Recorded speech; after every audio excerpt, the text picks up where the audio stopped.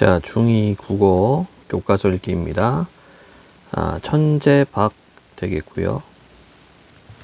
4단원 개성적인 발상과 표현. 네, 1학기입니다. 4단원 교과서 읽기 진행을 하겠습니다. 자, 문학 파트가 되겠고, 먼 후일 김서월, 독은 아름답다 한민도. 양반전 고전소설이 있고요. 그 다음에 다양한 표현을 활용한 글쓰기, 슬기에게 김유주 학생, 뭐 이렇게 되어 있네요. 자, 빠르게 좀 보겠습니다. 쭉 넘어가고, 여기서 우리가 조금 챙겨갈 게 있는 것 같네. 예. 자, 여기 문학작품에는 운율, 반어, 역설, 풍자 등 다양한 표현 방법이 쓰입니다. 라고 되어 있죠. 이때 운율이라고 하는 것은 뭐 리듬, 가락 이렇게 생각하면 되겠고, 자, 문학작품, 특히 이제 서정갈래, 시에서 요게 있죠. 운율은 어떻게 만드느냐? 반복하면 돼요. 반복하면은 운율이 생기는데, 그러면 무엇을 반복할 거냐? 이런 문제가 생겨요. 자, 반복하는 거는 먼저 음수율. 음수율은 글자 수를 반복합니다. 글자 수 반복하는 것을 음수율이라고 그러고, 여기에는 뭐 예를 들어 3, 4 또는 뭐 4, 4 이렇게 조라는 말을 붙이죠. 글자 수가 있고, 그 다음에 음보율이라고 해서 음이 단위를 반복하기도 해요. 그래서 요거를 음이 단위, 그래서 뭐 3음보율 또는 뭐 4음보율 이렇게 명칭을 붙여 놓습니다. 그래서 노래로 치면은 마디 개념으로 생각하면 되고, 그 다음에 이제 음이율이 있는데 소리음, 위치, 반복, 음이율. 요거는 글자를 비슷한 위치에다가 반복을 합니다. 그래서 또 세 가지가 있는데, 맨 앞에 비슷한 음을 맞춰주는 것을 두운, 가운데를 맞춰주는 것을 요운, 끝에를 맞춰주는 것을 가군, 이렇게 얘기를 해요. 보통 시험 문제에서는 가군이 많이 나오고, 가군이 많이 나오는 이유는 우리말은 어미를 활용하니까 이렇게 나옵니다. 자, 그 다음에 이건 말고도 또 반복시킬 수 있는 게 뭐가 있냐면, 단어를 반복하거나 아니면 문장을 반복하거나 아니면 연을 반복하거나, 이렇게 되면 뭐가 생긴다? 리듬, 가락, 운율이 생기는 거고, 그 다음에 의미 강조도 되죠.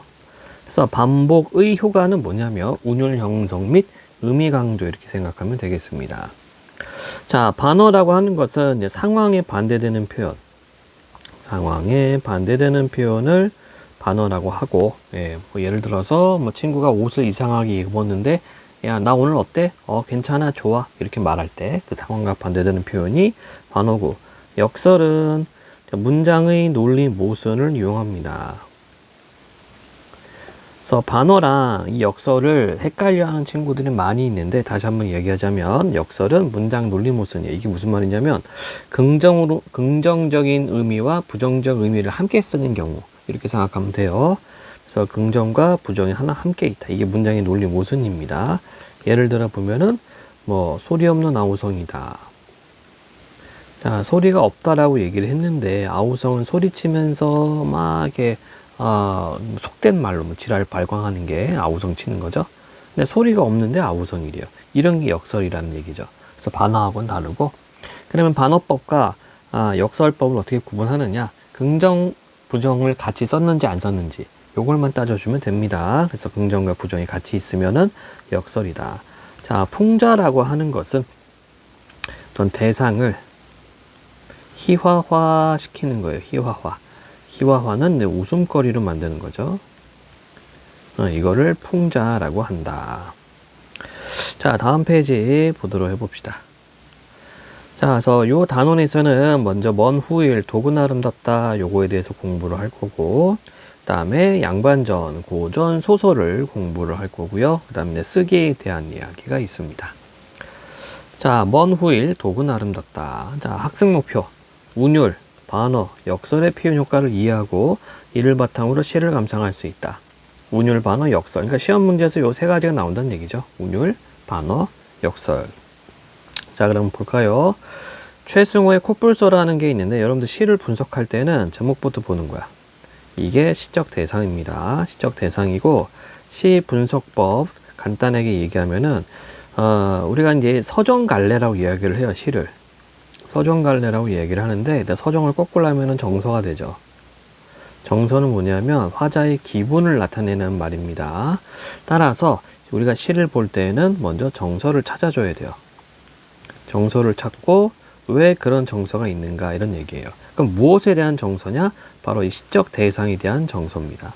그러면 화자가 이 시적 대상인 코뿔소에 대해서 어떻게 생각하고 있는가를 찾아주면 돼요. 그리고 이유, 왜, 뭐 좋게 생각하면 왜 좋은지, 부정적으로 생각하면 왜 부정적으로 생각하고 있는지 그 이유를 찾아주면 되겠다. 그러면서 표현 기법들을 정리를 해주면 된다. 표현 기법들 뭐 여러 가지가 있는데 뭐 대체적으로 뭐 비유법, 다음에 뭐 반어, 역설 아까 얘기했죠. 그다음에 대꾸, 뭐 콩시문대 콩나고 팥시문대 팥난다 이런 것을 대꾸법이라고 그래요. 그다음 또 뭐가 있었나? 서리법. 서리법은 의문형으로 묶는 방식, 의문형으로 설명하는 방식. 이건 맛있지 않니? 이런 게 서리법이 되는 거고, 그다음에 도치법, 단어나 문장 순서를 바꾸는 경우. 자, 비유에는 직유가 있고, 은유법이 있고, 그다음에 뭐 의인법이 있고, 사람처럼 대하는 거, 그다음에 환류법이 있고, 뭐 살아있지 않은 것을 살아있는 것으로 표현하는 방식, 그다음에 대유법이 있고, 보통 이렇게 있어요. 자, 표현 기법들은 여러분들 따로 공부를 해줘야 됩니다. 지금 이 시간에는 교과서를 읽어가는 과정이 됩니다. 어쨌든 시 분석 방식은 정서 찾고 왜 그런 거 찾고 표현 기법 찾으면 돼요. 그리고 여기 플러스 심상 정리해주면 됩니다. 심상하고 똑같은 말이 이미지고 이미지하고 똑같은 말이 감각입니다. 그래서 감각이라고 한다면 시각, 청각, 후각, 미각, 촉각, 그리고 공감각이 있죠. 그치? 그래서 읽어가면서 여기에 있는지 없는지 확인만 해주면 되겠다. 자, 그럼 한번 연습을 해봅시다. 최승호의 코뿔소라는 시가 있는데, 그로써 나는 코뿔소. 자, 이때 나 이런 걸 뭐라고 하냐면은 표면적 화자라고 그래요. 표면적 화자. 시의 목소리를 표면적 화자라고 하는데, 시의 목소리를 화자라고 하는데, 이렇게 겉으로 드러나 있는 화자를 표면적 화자라고 하고, 반대는 이면적 화자라고 해요. 이면적 화자. 이면적 화자라는 말은 화자가 겉으로 드러나 있지 않다. 따라서 표면적 화자는 나야 나. 화자가 나로 드러나 있으면 표면적 화자. 자, 다시. 그로써 나는 코뿔소, 코에 뿔이 났소. 자, 여기 보니까 반복하고 있죠? 어미, 뭐뭐뭐소 반복하고 있네. 자, 이걸 뭐라고요? 가군. 어미 반복을 하고 있는 겁니다. 자, 반복하면 운율 형성 의미 강조라고 아까 얘기를 했습니다. 그렇소. 나는 코뿔소. 코에 뿔이 났소. 창 같지 않소. 멋지지 않소. 그렇소. 나는 코뿔소. 자, 요거도 다 반복하고 있죠. 또 반복하는 게 있다. 뭐가 있습니까? 나는 코뿔소. 나는 코뿔소. 이렇게 또 문장 반복도 하고 있어요. 자, 아까 말했던 것처럼 반복했을 때 효과는 운율 형성과 의미 강조다. 자, 다음 페이지. 다음 신문을 살펴보고 다음 물음에 답해봅시다. 나들이객 증가, 교통상황 매우 혼자, 휴일을 맞아 고속도로 일부 구간이 극심한 정체를, 모처럼 휴식을 취하려 했던 나들이객들의 불만이 쏟아지고 있다. 한 신문은 빨리도 가네요. 이렇게 꽉 막혀서야 밤에나 도착할 것 같습니다. 저거 반어법이죠? 반어법은 상황에 반대되는 표현이에요. 반어법을 쓰는 이유는 강조하기 위한 겁니다. 자, 그래서 상황은 지금 꽉 막힌 상황인데 빨리도 가네요. 예, 상황에 반대되는 표현 반어법. 그 다음 가깝고도 먼 당신에게. 자, 가까운데 멀다. 요런 게 역설법입니다. 문장의 논리모순을 이용했죠? 역시 마찬가지 의미 강조를 하기 위해서 역설법을 쓰기도 해요. 자, 넘어가겠습니다. 자, 먼 후일 김서월 되어 있는데 미리 이야기하자면 이 작품은 반어법 나타나 있어요. 반어법. 자, 뒷부분에 보면은 시에 대한 설명이 있는데 먼저 요 시에 대한 설명을 먼저 보고 작품을 좀 분석 좀 할게요. 자, 먼 후일은 현대시고 제재는 이별입니다. 주제는 떠난 님을 잊을 수 없는 마음. 자, 그러면 이 사람의 정서는 어떨까?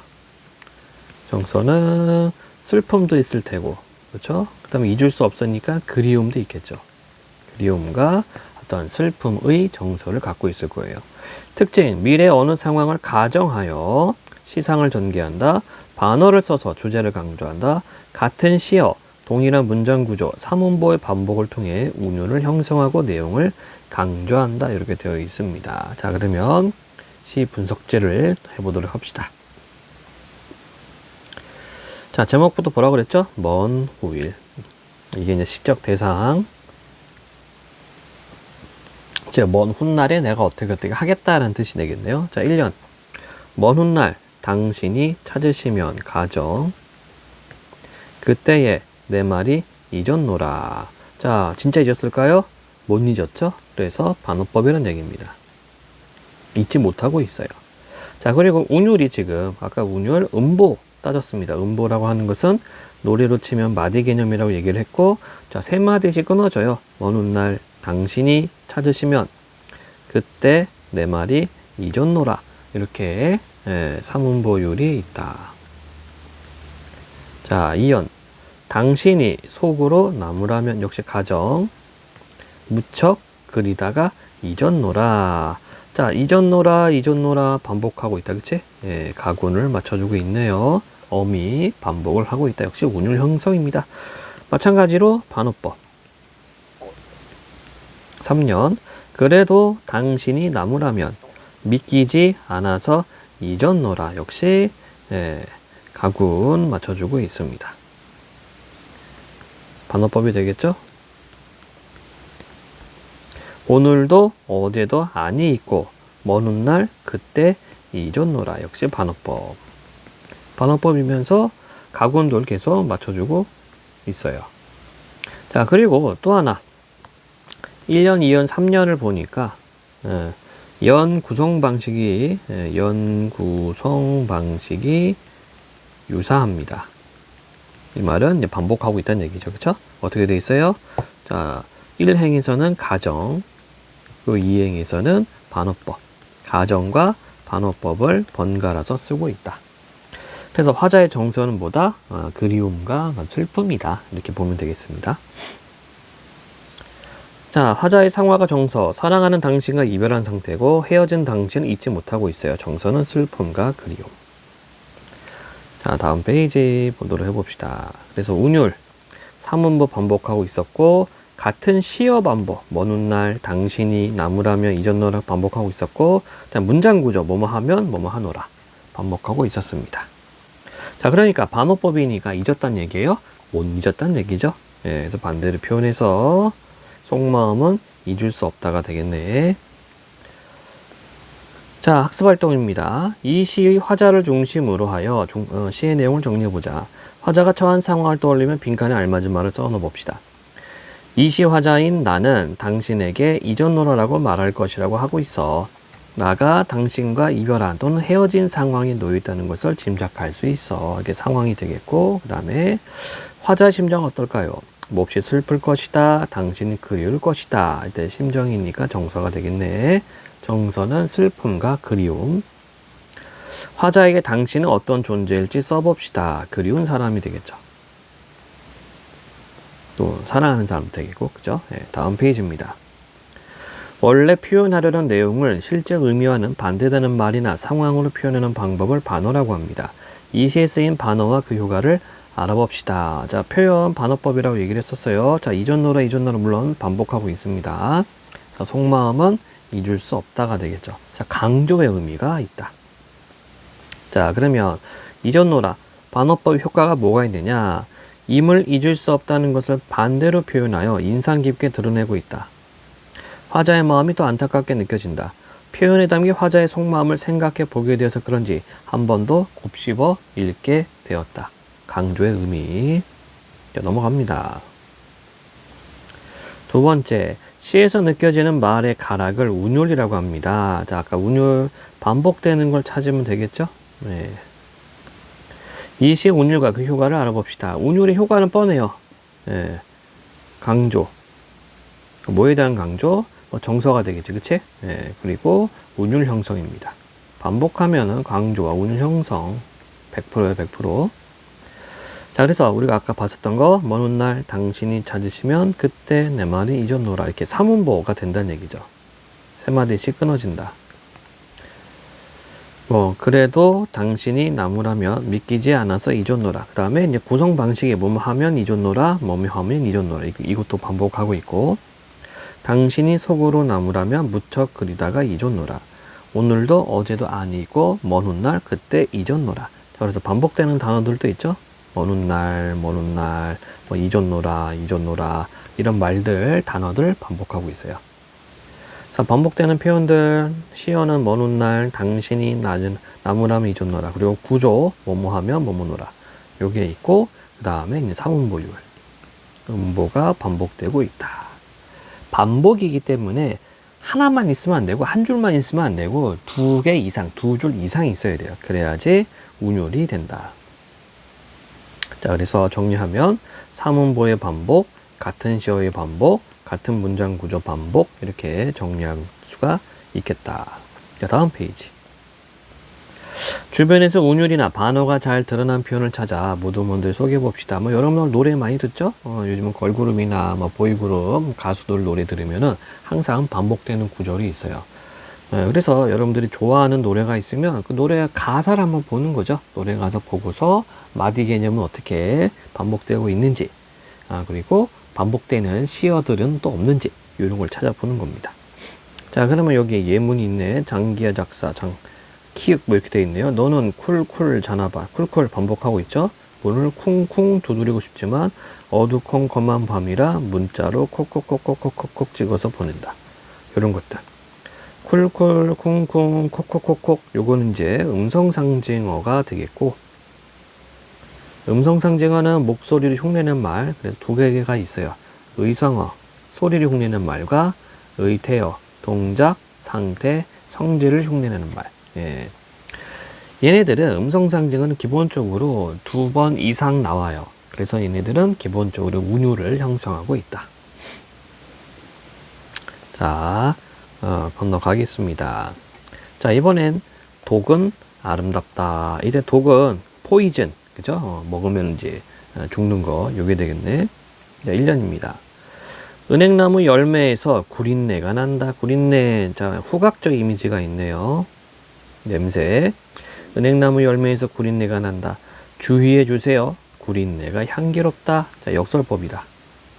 구린내는 우리가 보통 안 좋은 냄새를 구린내라고 하는데 이거를 향기롭다고 표현했기 때문에 역설법이다. 자, 그럼 이때 구린내의 의미가 뭘까?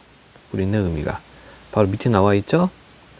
주의해 주세요 라는 의미가 되겠다. 왜 주의해 줍니까? 밟지 않도록, 그리고 열매가 다치지 않도록, 이거죠. 즉 은행나무 냄새가 고약한 이유는 열매를 보호하려고, 이런 의미.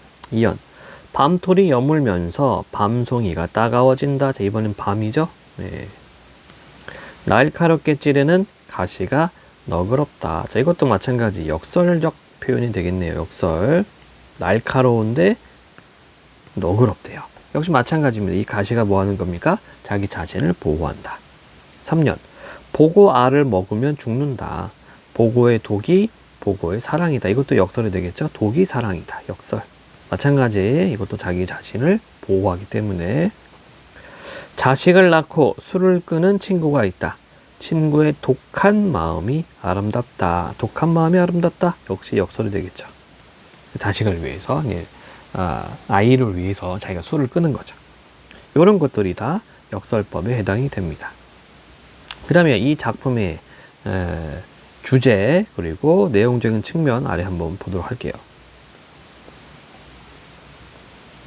갈래는 현대시였고 제재는 은행나무 열매, 밤송이, 보고할 친구. 주제는 자식에 대한 부모의 사랑은 가치고 아름다움. 이게 되겠네요. 네, 그 자식에 대한 부모의 사랑을 이렇게 역설법을 통해서 표현했습니다. 그래서 주로 쓰인 역설법은 구린내가 향기롭다. 날카롭게 찌르는 가시가 너그럽다. 보고의 독이 보고의 사랑이다. 친구의 독한 마음이 아름답다.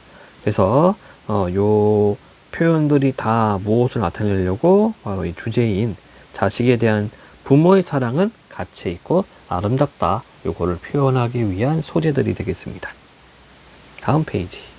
학습활동. 이 시의 각 연에서 다루고 있는 대상과 그 특성을 알맞게 연결해 봅시다. 대상, 은행나무 열매, 특성, 구린내가 난다. 그렇죠? 2연 밤송이 가시가 날카롭게 찌른다. 보고할 독이 있다. 술을 끄는 친구 마음이 독하다. 자, 1. 겉보기에는 모순이지만 그 속에 어떤 진실을 담고 있는 표현을 역설이라고 합니다. 자, 그래서 여러분들 문장의 논리 모순 요것도 같이 기억을 해놔야 돼요. 문장 표현이 논리적으로 모순이 있는 것을 역설이라고 합니다. 이 시에 쓰인 역설과 그 효과를 알아봅시다. 1년의 구린내가 향기롭다는 겉보기에는 모순된 표현입니다. 어떤 점에서 그러한지 다음을 참고해 알아봅시다. 구린내, 똥이나 방귀 냄새같이 고약한 냄새, 향기롭다, 좋은 냄새가 있다. 자, 바로 이 고약한 냄새를 좋은 냄새라고 표현했어요. 그렇죠? 그렇기 때문에 역설입니다.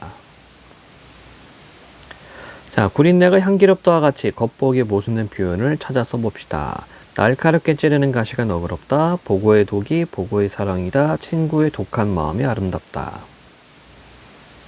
자, 그러면 이러한 표현들이 어떤 의미를 지니고 있는지 한번 얘기를 해봐라 이런 얘기죠. 그래서 어디 보자. 뭐 여기는 뭐 주제는 안 나와 있지만 아까도 얘기했다시피 자식에 대한 사랑이죠. 자식에 대한 부모의 사랑을 나타내기 위해서 역설법을 쓴 겁니다.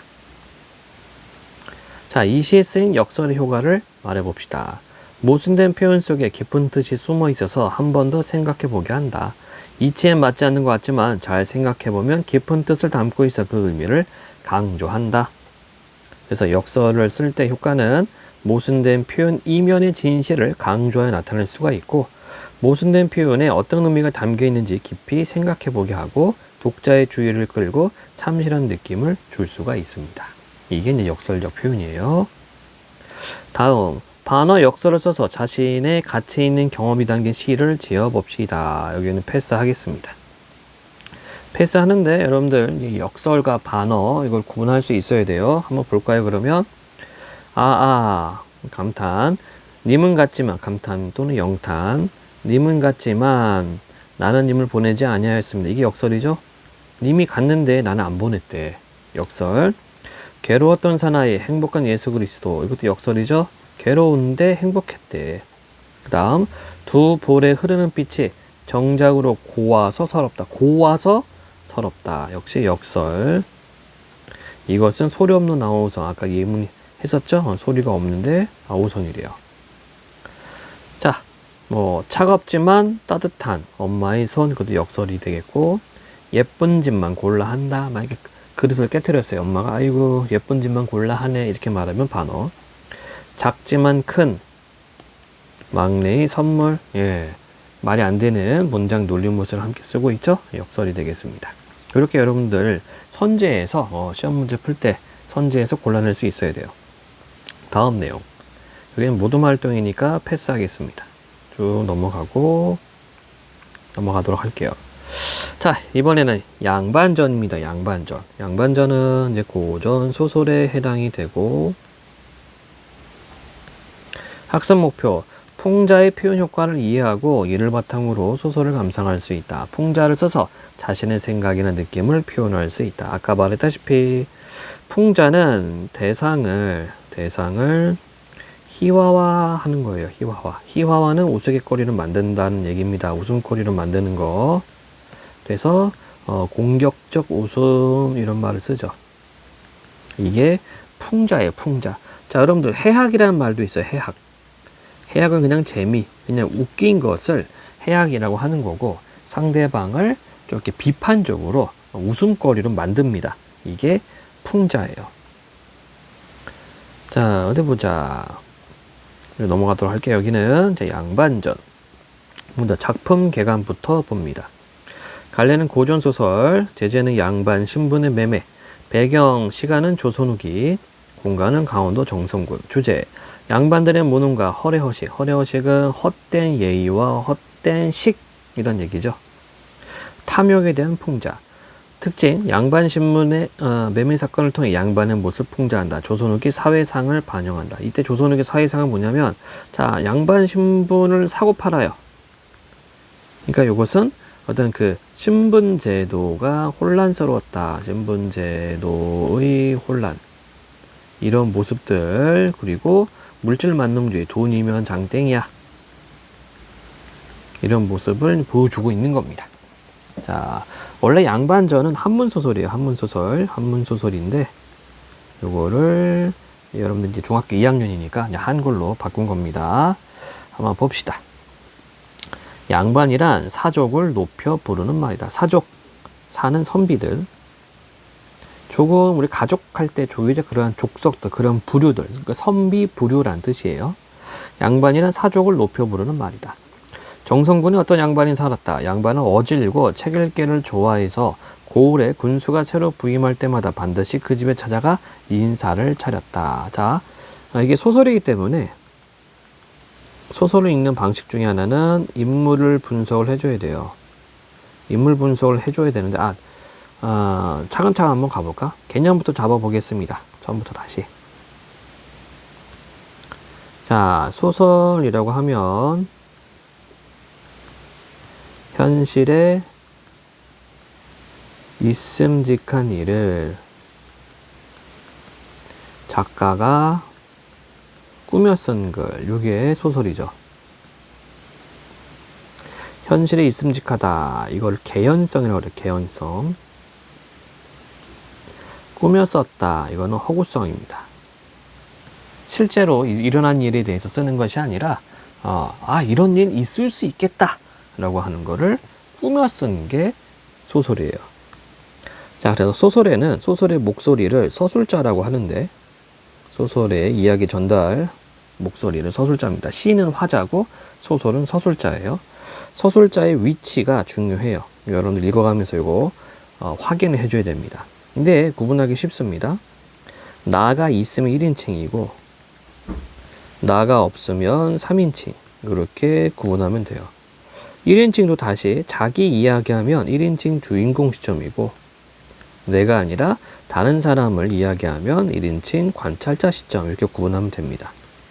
3인칭인 경우 3인칭 전지적 작가가 있고, 전지라는 말은 완전전, 알지자, 다 안다라는 얘기예요.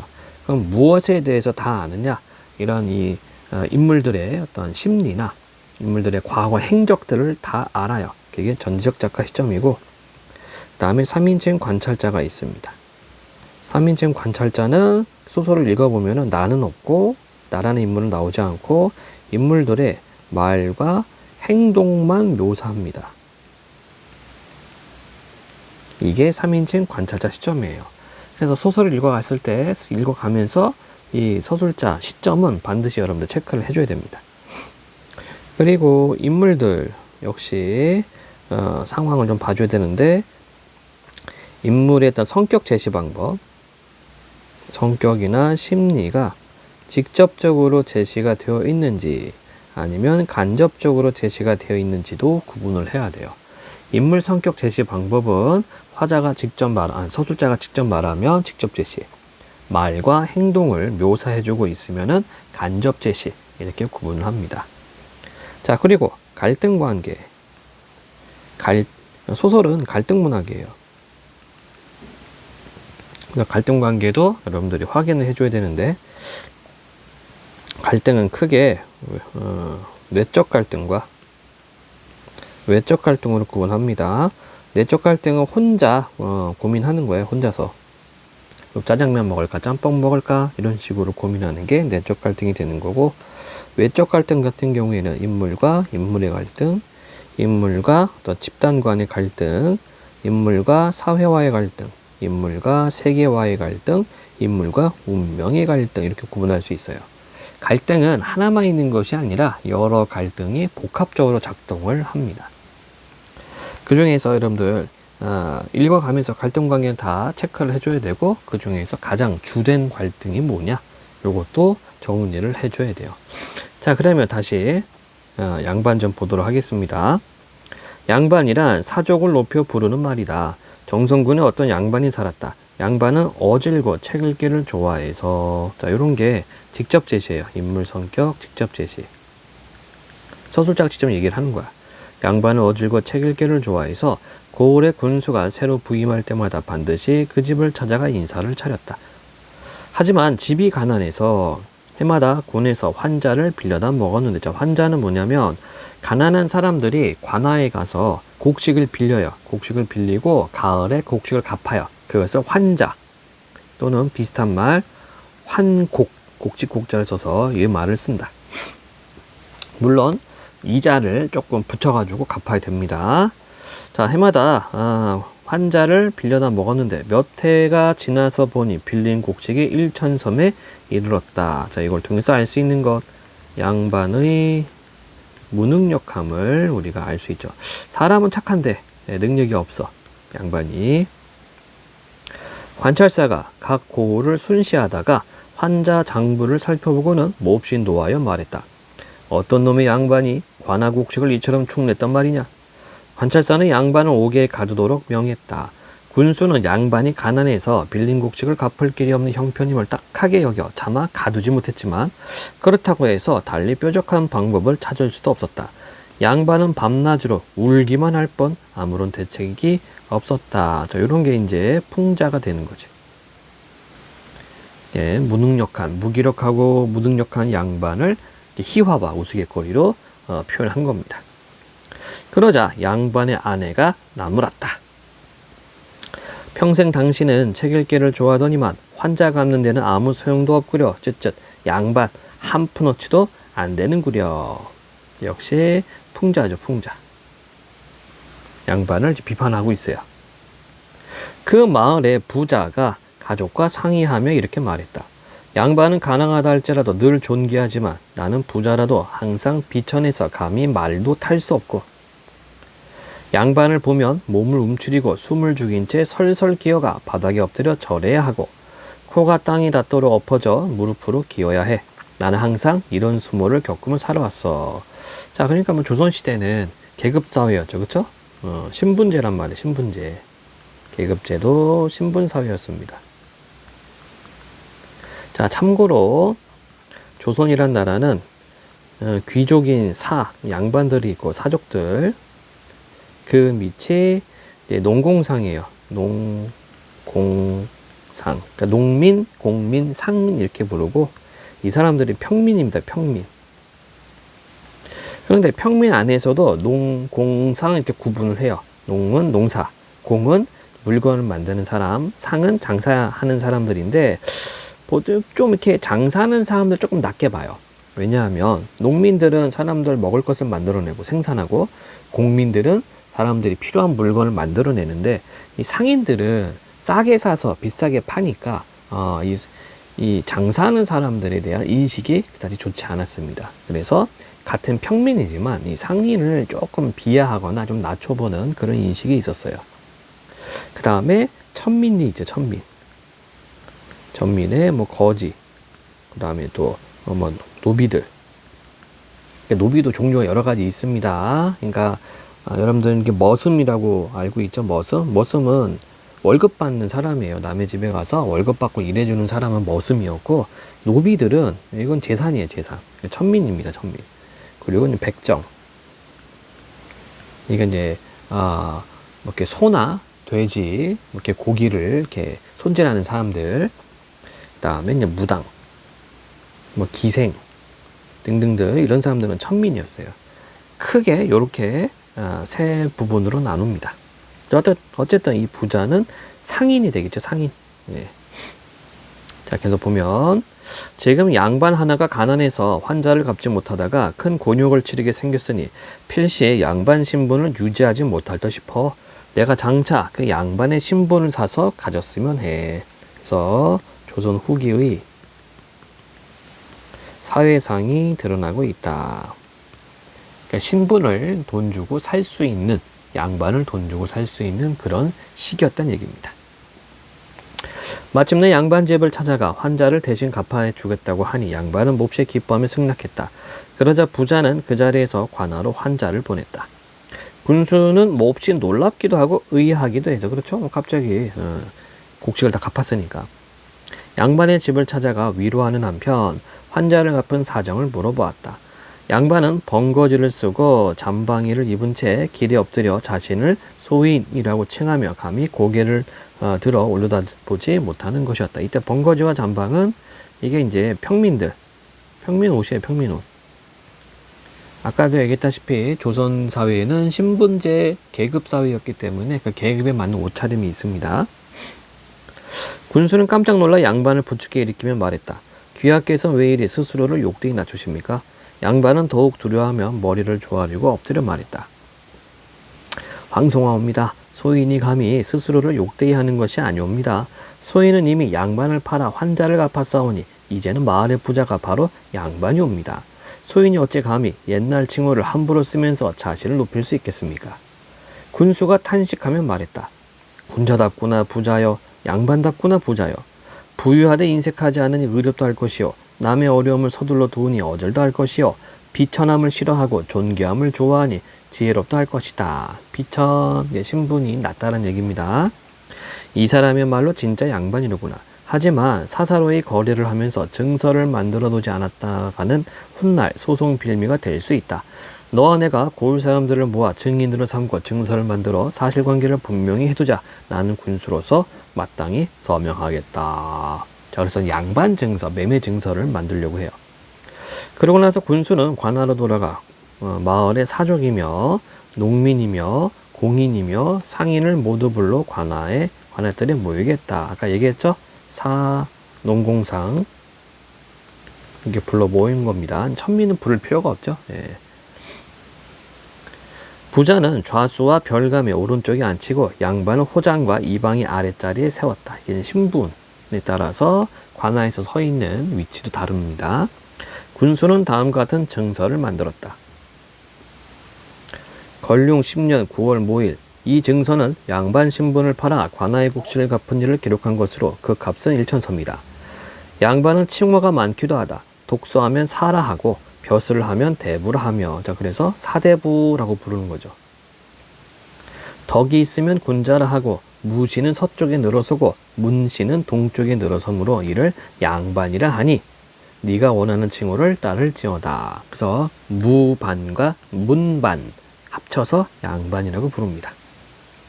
그래서 여기서는 이제 어떤 양반의 개념에 대해서 나타나 있네요. 양반은 비천한 일을 일절 않고 훌륭한 옛사람과 같이 되기를 바라며 뜻을 고상하게 가져야 한다. 언제나 오경 새벽이에요. 오경이면 일어나 유황에 불을 붙여 등잔불을 켜고는 눈은 코끝을 보고 두 발꿈치는 모아서 엉덩이에 괴고 앉아 동네 바위를 얼음에 박 밀듯. 직유법이 있네. 얼음 위에 박을 밀어. 그럼 잘 밀리겠죠? 그래서 거침없는 모습을 이렇게 직유법으로 나타냈어요. 얼음에 박 밀듯 줄줄 외워야 한다. 굶주림을 참고 추위를 견디며 가난하다는 소리는 입 밖에 꺼내지 말아야 한다. 이를 딱딱 마주치고 손가락을 튕겨 뒷머리를 자극하며 입속에 침을 모아 몇 번에 나눠 삼켜야 한다. 털모자는 옷소매로 닦아 먼지를 탁탁 털어 윤이 나게 해야 한다. 손을 씻을 때는 주먹으로 마찰하지 않고 양치질은 깨끗이 해서 입냄새가 없어야 한다. 소리를 길게 뽑아 노비를 부르고 걸음은 느릿느릿 걸어야 한다. 고문진보며 당시품위를 깨알 만한 글씨로 베껴 한 줄에 100자씩 써야 한다. 손으로 돈을 만지지 말고 쌀값을 묻지 말아야 한다. 아무리 더워도 버선을 벗지 말고 맨 상태로 식사를 해서는 안 된다. 밥 먹을 때 국을 먼저 떠먹어서는 안 되고 마실 때 후루룩 소리를 내서는 안 된다. 자, 그럼 계속해서 뭐뭐 하면 안 된다, 뭐뭐 하면 안 된다라고 되어 있어요. 그죠? 그래서 이런 양반 증서를 통해서 양반의 허례 허식과 어떤 그 무의도식하는 모습을 비판하고 풍자하고 있는 부분입니다. 자, 젓가락으로 음식을 집을 때 방아 찢듯이 해서는 안 되고 생파를 먹지 말아야 한다. 술 마실 때 수염을 빨지 말고 담배 피울 때 볼이 움푹 패도록 담배를 빨지 말아야 한다. 노여워도 아내를 때려서는 안 되며 성이 나도 그릇을 발로 차면 안 된다. 아녀자에게 주먹질을 해서는 안 되고 노비들에게 되져버려라 라고 욕을 해서는 안 되며 마소, 말과 소를 꾸짖을 때도 마와 소를 판 원래 주인을 욕해서는 안 된다. 병이 나도 무당을 불러서는 안 되고 제사 지낼 때 중을 불러다 제사를 지내서는 안 된다. 화롯불에 손을 쬐어서는 안 되고 말할 때 이를 드러내며 침을 튀겨서는 안 된다. 소잡는 일을 하지 말고 노름을 하지 말아야 한다. 자, 금기사항이 엄청나게 많죠. 이상의 온갖 행실 가운데 양반 신분에 어긋나는 짓을 했을 경우 이 증서를 가지고 관아에 나와서 바로잡도록 한다. 자, 그럼 이렇게 쓴 이유가 뭐냐면 바로 이거죠. 양반이 지켜야 할 규범을 부자가 어길 경우 부자에게서 양반 신분을 뺏을 수도 있다. 네, 이거죠. 이거를 반드시 지켜라 라고 쓴 겁니다. 고을 원은 이제 고을 원님 사또, 고을 사또 정선군수 좌수 별감 이렇게 되어 있습니다. 이에 통인은 이제 심부름하는 사람 중간에서 통인이 여기저기 도장을 찍는데 그 소리는 북이 둥둥 울리듯 하고 그 모양은 북두성이 세로로 놓이고 삼성이 가로로 놓인 듯 했다. 호장이 증서를 다 읽고 나자 부자는 한참 멍하니 있다가 말했다. 양반이라는 게 겨우 이것뿐입니까? 저는 양반이 신성과 같다고 들었는데 양반이라는 게 정말 이뿐이라면 너무 재미없는 일 아닙니까? 자, 이뿐 위에서 있는 첫 번째 증서가 되겠죠. 그래서 하지 말아야 될 것들이 워낙에 많아요. 저에게 뭔가 이익이 되도록 증서를 고쳐주십시오. 그러자 군수는 증서를 새로 만들었다. 하늘에 백성을 내 산원공상 4가지 백성이 있는 바 그 네 가운데 가장 귀한 것이 사인데 이를 일러 양반이라 하니 그 이로움이 막대하다. 양반은 농사도 짓지 않고 장사도 하지 않지만 글 공부 대충 해서 크게 되면 문과급제요. 자, 급제라는 것은 합격한 거예요. 합격. 문과 합격. 여러분들 장원급제라는 말이 있죠. 장원은 1등을 의미합니다. 1등으로 시험 패스한 거야. 자, 크게 되면 문과급제요. 작게 되더라도 진사급제다. 문과 홍패, 신분증, 문과 홍패가 2척에 불과하지만 크기 그 안에 온갖 물건이 구비되어 있으니 이것이 곧 돈자루다. 30살에 진사되어 처음 벼슬길에 나설지라도 이름난 음관이 될 수 있고, 근데 음관은 그러니까 과거 시험을 쳐서 공무원 시험을 쳐서 공무원이 되는 것이 아니고요. 내가 진사가 되면 천거를 받을 수 있어. 즉 추천을 받아서 관리가 할 수 있어요. 추천받는 관리. 이거를 음관이라고 해요. 음관. 이름난 음관이 될 수 있고 지위가 높아질 수 있다. 일산바람, 일산. 비슷한 거는 양산이지, 양산. 햇빛 가리개. 일산바람에 귀가 휘어지고 설렁줄 이렇게 사각 같은 거 보면은 대감마님이 나와가지고 이렇게 마루나 거실에 줄이 있어요. 이렇게 천장에 매달은 줄. 그걸 달라. 그걸 이렇게 당기면 딸랑딸랑 소리가 납니다. 이걸 설렁줄이라고 그래요. 노비들 부를 때, 아래 것들 부를 때 그걸 당깁니다. 자, 설렁줄에 대답하는 아래 것들이 예의 하는 소리에 배가 부해지며 방에는 단장한 기생의 귀고리가 떨어져 있고 뜰에는 학을 길러 그 울음소리를 듣는다. 자, 요거 사자성어로 써본다면 무위도식. 무위, 아무것도 안 하면서 도식, 먹고 즐긴다 이런 뜻입니다. 곤궁한 선비는 시골에 살아도 제멋대로 횡포를 부릴 수 있다. 이웃의 집 소를 뺏어다가 제 논을 먼저 갈고 백성들을 끌어다가 제 밭김을 매게 한들 누가 감히 대들소냐. 대들지 못한다는 얘기죠. 코에다가 잿물을 들이붓고 머리끄덩이를 돌리며 귀민머리를 뽑은들 감히 원망할 자 없을지어다. 여기서는 양반들의 또 횡포에 대해서 나타나 있습니다. 자, 증서를 작성하는 중간에 부자가 혀를 내두르며 말했다. 그만두세요. 그만둬. 맹랑하기도 합니다. 장차나를 도둑놈으로 만들 셈입니까? 바로 이 도둑놈이 양반을 극단적으로 비판하는 표현입니다. 도둑놈. 그렇죠. 횡포 부리면서 백성들을 소도 자기 마음대로 잡아 끌고 시골에 있는 서민들 잡아다가 자기 밭에 일시키고. 부자는 고개를 절레절레 흔들며 가더니 죽을 때까지 다시는 양반이 되지 않겠다는 말을 하지 않았다. 양반 되기를 포기했죠. 자, 그래서 전체적으로 이 작품은 양반의 허례허식과 무능력함, 그리고 무의도식, 그리고 어떤 양반들의 횡포를 풍자하는, 비판하는 그런 소설이 되겠습니다. 자, 다음 페이지 학습활동. 이 소설의 중심 사건은 양반 신분 매매입니다. 중심 사건과 관련된 내용을 정리해 봅시다. 양반, 환자를 갚기 위해 양반 신분을 팔았고 부자, 양반의 빚을 대신 갚아주고 양반 신분을 사지만 매매 증서의 내용을 듣고 나서 양반이 되기를 포기합니다. 군수, 양반 신분 매매, 증서 작성. 첫 번째 증서에서는 양반이 해야 할 일과 해서는 안 될 일. 자, 그런데 부자는 이 증서에 대해서 불만이 많았죠. 이익이 없기 때문에. 그래서 두 번째 매매 증서 내용, 양반이 누릴 수 있는 권리를 써줬어요. 그런데 양반의 어떤 무자비한 횡포가 담겨 있었기 때문에 부자가 나를 도둑놈으로 만들려고 그러시오 하면서 도망을 갔죠. 자, 대상을 조롱하거나 우습게 그려 대상을 간접적으로 비판하는 표현 방법을 풍자라고 합니다. 이 소설에 쓰인 풍자와 그 효과를 알아봅시다. 자, 양반은 밤낮으로 울기만 할 뿐 아무런 대책이 없었다. 현실 문제를 해결하지 못하고 경제적으로 무능을 하죠. 그죠? 그래서 아내가 뭐라고 얘기를 해요? 양반은 한 푼어치도 안 되는구려. 이런 식으로 비판을 합니다. 이런 게 이제 풍자가 되겠죠. 그 다음, 언제나 오경이면 일어나 유황이 불을 붙여 등잔불을 켜고는 소잡는 일을 하지 말고 노름을 하지 말아야 된다. 체면을 중시하게 여기고 허례허식에 얽매여 있다. 이것도 역시 풍자가 되겠죠. 양반들을 우스갯거리를 만들었습니다. 그 다음, 문과 홍패가 이척에 불과하지만 그 안에 온갖 물건이 구비되어 있으니 이것이 곧 돈자루다. 금인머리를 뽑은들 감히 원망할 자 없을지어다. 그래서 부자가 나를 도둑놈으로 만든 셈입니까? 라고 얘기를 했어요. 그래서 이것도 역시 풍자가 되겠네. 부당한 특권을 누리고 횡포를 부리는 양반들에 대한 풍자. 자, 1회 활동을 바탕으로 하여 양반을 바라보는 작가의 태도가 어떤지 말해봅시다. 비판적이죠?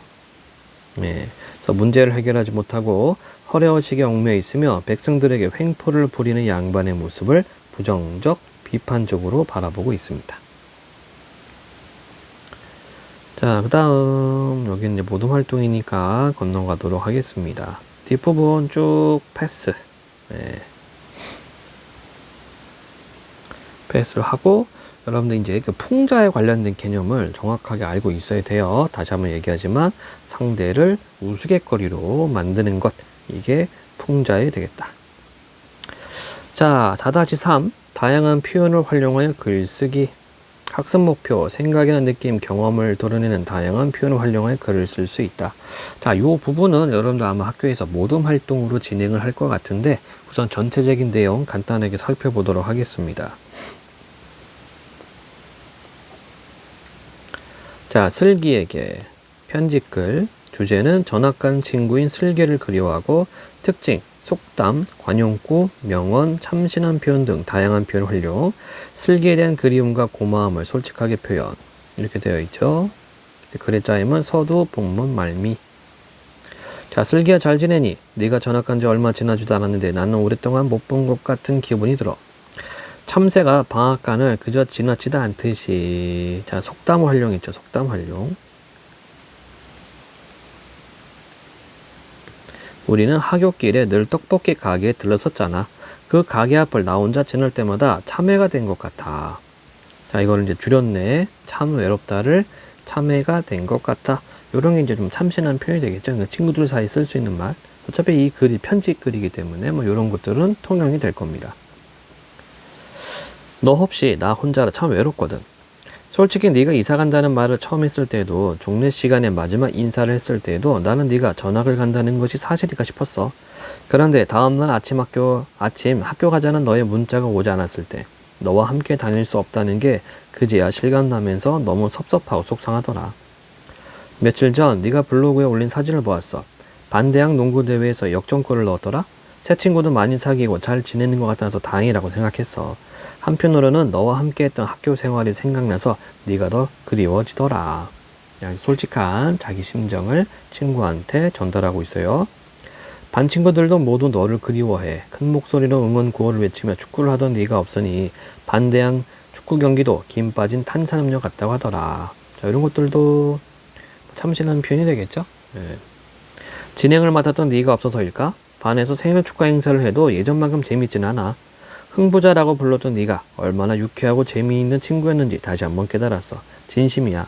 비행기 태우려고 하는 말이 아닌 거 알지? 자, 비행기를 태우다 관용 표현도 쓰고 있습니다. 기억나? 이번 봄에 내가 다리를 심하게 다쳐서 한동안 목발을 짚고 다녔잖아. 그때 너는 나의 그림자처럼 늘 내 곁에 있었어. 이동 수업이 있을 때에는 짐을 들어주고 점심시간에는 식판을 대신 들어주었지.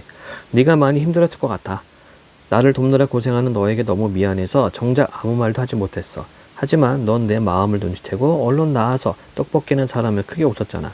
그런 너를 보면서 나도 너에게 좋은 친구가 되어야겠다고 생각했어. 언제나 곁에서 나를 지켜주던 너에게 못했던 말을 이제야 전해. 정말 고마웠어. 자, 친구에 대한 그리움과 고마움. 내 소중한 친구야, 네가 전학을 가고 나니 수영장에 같이 다닐 수도 없고 학교 축제 때 함께 공연을 할 수도 없게 되어 너무 슬프다. 그래도 다행인 것은 이번 여름방학에 내가 너희 집에 놀러 가는 것을 엄마가 허락하셨다는 거야. 1시간의 대화가 50통의 편지보다 훨씬 낫다라는 말도 있듯이. 자, 이건 인용이죠. 너와 빨리 만나 얼굴을 보며 수다 떨고 싶다. 얼른 여름방학이 되었으면 좋겠어. 보고 싶다. 친구야. 이렇게 그리운 친구한테, 전학 간 친구에게 편지를 보냈습니다. 자, 여기 쓰인 표현 방식들. 속단, 참새가 방앗간을 그저 지날까. 관용구, 비행기를 태우다. 명언, 1시간의 대화가 50통의 편지보다 훨씬 낫다. 참신한 표현, 참여가 된 것 같다. 김 빠진 탐사능력 같다. 라는 표현들을 썼죠. 이렇게 다양한 표현들을 쓸 때에는 글쓴이의 어떤 감정이나 정서를 보다 효과적으로 전달할 수가 있어요. 그래서 이런 표현법들을 여러분들 공부를 해 주길 바랍니다. 자, 유주가 슬기에게 편지를 쓴 까닭은 무엇일까요? 슬기를 그리워하는 마음을 표현하기 위해, 슬기에게 고맙던 마음을 표현하기 위해, 이번 여름방학에 슬기네 집에 놀러갈 수 있음을 알리기 위해서. 다음, 여기 이 부분을 패스할게요. 자, 이 글에 쓰인 다양한 표현과 그 효과를 알아봅시다. 그래서 참새가 방앗간을 그저 지나치지 않듯이, 의미는 좋아하는 곳을 그대로 지나치지 않는다. 떡볶이 가게.